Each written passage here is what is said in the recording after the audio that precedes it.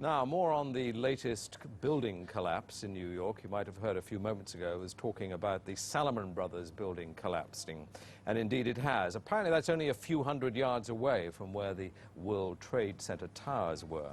And it seems that this was not a result of a new attack. It was because the building had been weakened during this morning's attacks. We'll probably find out more now about that from our correspondent, Jane Stanley. Jane, what more can you tell us about the Salomon Brothers building and its collapse?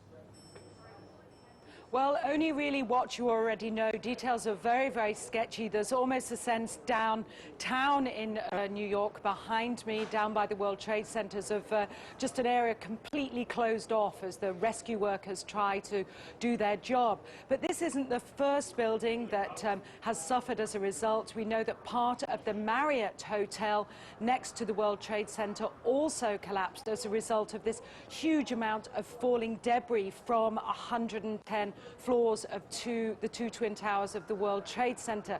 As you can see behind me, the Trade Center appears to be still burning. We see these huge clouds of smoke and ash, and we know that behind that there's an empty piece of what was a very familiar New York skyline, a symbol of the financial prosperity of this city, but completely disappeared now, and New York is still unable to take on board what has happened to them today.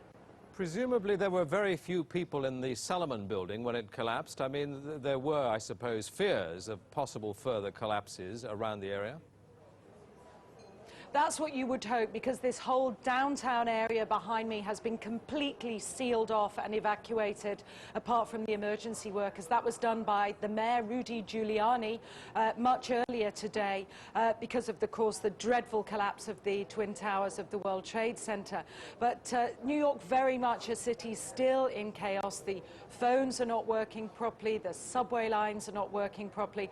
And we know that down there near the World Trade Center, there are 3 schools that are being turned into triage centers for emergency treatment. And I know that over in New York Harbor, where the famous Statue of Liberty is.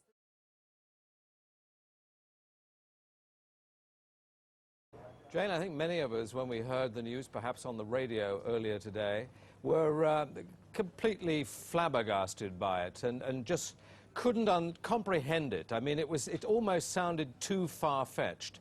I was wondering what it's felt like for you being in Manhattan. Well, unfortunately, I think we've lost the line with Jane Stanley in Manhattan. Perhaps we can rejoin her and follow that up later.